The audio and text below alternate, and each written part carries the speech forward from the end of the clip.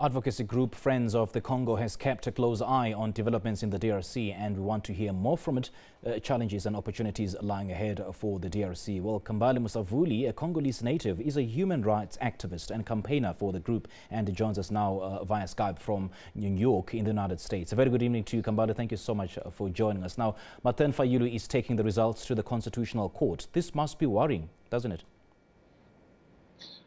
Well, at least the way the electoral process is taking place, I'm actually pleased by it. There were every indication that there would be violence if the result had come out that Emmanuel Shadari was the winner. But the fact that he was not declared the winner and they're actually using constitutional means for the process is positive. You know, it's a victory of the Congolese people that the elections took place. And now the situation is still very fluid. So let's see what's going to happen. He's going tomorrow, Saturday, to present the evidence he has, and let's wait for the process to take place. And that's actually the type of democracy that we hope to see happen. The other side of the issue is now, will the process that Fayulu will undertake, will it be transparent?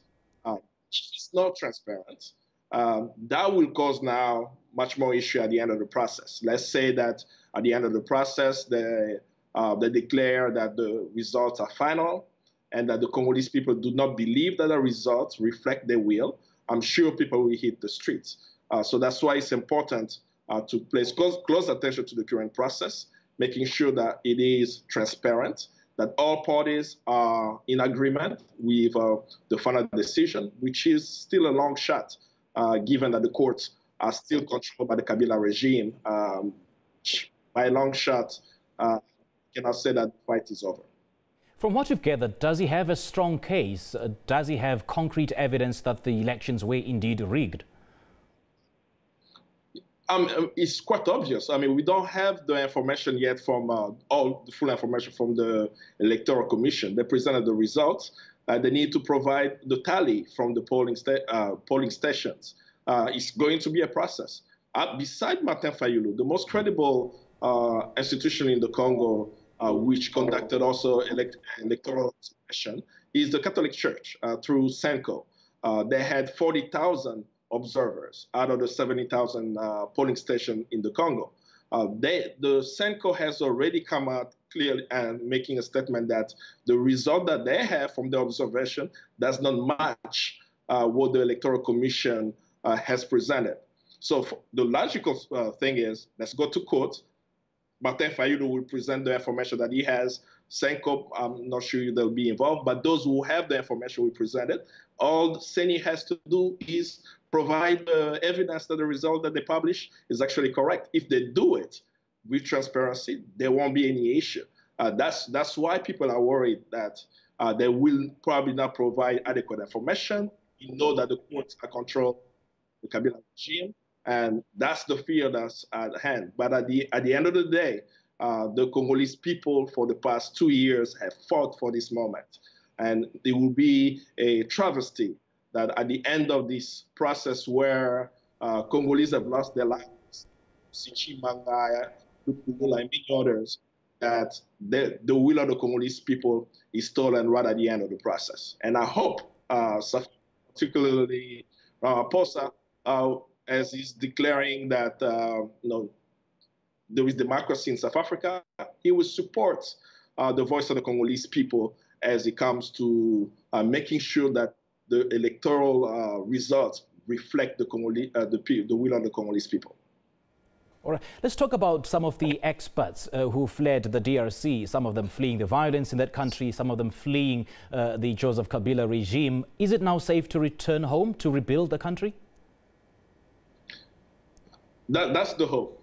That will include myself. I have not been back in my country for the past 20 years. I'm not able to go back to my country because of the work that I do. And we have evidence that if I go today, there will be a problem. So many Congolese are hoping with the change of a regime, they can finally go back home and reconnect with their loved ones. But remember, if the electoral process, the election with a new president, is not the end. The Kabila regime, the test will be this. Will the military still be in control of the new president or still be in control of the Kabila regime? No, Kabila, now that he has agreed not to run again, he's going to become a senator for life. That's what the Congolese constitution gives him. He still controls the state. He still controls the military. The majority party is still controlled by him. And we see that we still have a long way to go to make sure that there is a full and complete transfer of power to a new regime. And when that happens, many Congolese, including those living in South Africa, will have the opportunity to go home. And I hope South Africans realize that the reason why we have many Congolese in South Africa is because many of them are fleeing conflict and they're seeking safe havens. So by having peace and stability in the DRC, that will help in making sure that Congolese can reconnect with their loved ones in their home. So you reckon that your safety and that of the millions of other Congolese cannot be guaranteed, and especially reading into reports that there could be some sort of a power-sharing deal between Mr. Kabila and Mr. Tshisekedi, which might give Mr. Kabila some sort of influence in the running of the government. Exactly, and that's why many people are worried about the election results. The polls clearly show that Felix Tshisekedi did not win the election. The polls taken before the elections, even at the polling station, that everyone is wondering how these results has been declared that he won the elections. And the other side of it is the announcement of the result has polarized the political scene, because now you are dividing a population who want to change, where those who support Tshisekedi are much more vocal and happy, and those who want democracy and a future change of the Congo are finding themselves questioning what has just unfolded in front of their eyes, when we hoped that finally the Congolese will be able to elect a leader that they chose. This has been stolen from them. So the sentiment of uneasiness is growing within the country, and my hope is the steps that Martin Fayulu is taking is commendable, to go to the court, to show the world that we are using all democratic means to have change. And then if the court does not allow a transparent process, that will be an indication that the elections were rigged, the will of the people was not listened to, and a call for the regional leaders from SADC, African Union, to stand by the Congolese, and they want to have a new beginning in their country. Do you think Mr. Fayulu is regretting reneging from that opposition alliance deal that they formed in Geneva? I don't think that the issue was not Fayulu. I think it was more Felix Tshisekedi who came out of the agreement. But the issue is beyond Felix Tshisekedi and beyond Martin Fayulu. And that's why I'm insisting in that. In any democratic country, we have processes. And these processes has to be put in place in a way where the people of that country trust in the process. At this time, the vast majority of Congolese people do not trust the electoral process. That is a risk for instability. That's where we have to look at. The question still remains, can we make sure that we actually have a democratic process where Congolese people feel that their voice has been represented?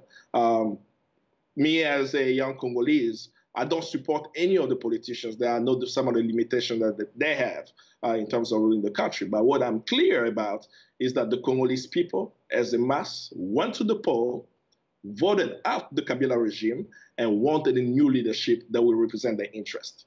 But right now, don't feel that their voice was heard. And that's the risk, not just for the Congo, but for the region. We do not want Congo to descend into another crisis when it could have been prevented, simply by being very transparent around the electoral process. Imagine in South Africa if at the end of an election, someone is declared the winner, while the vast majority of the population is clear that that's not the winner.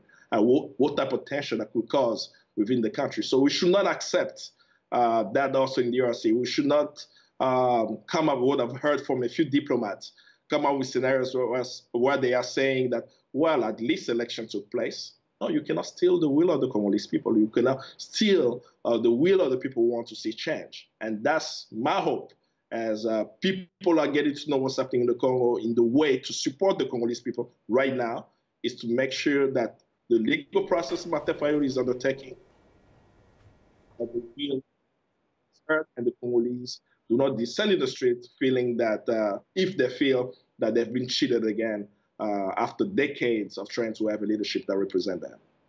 Kambale, interestingly, Mr. Fayulu said that he's going to release the church's own results and is also release his own opposition coalition results. But then we know of only one legal and legitimate elections body in the Democratic Republic of Congo, and that is the CENI.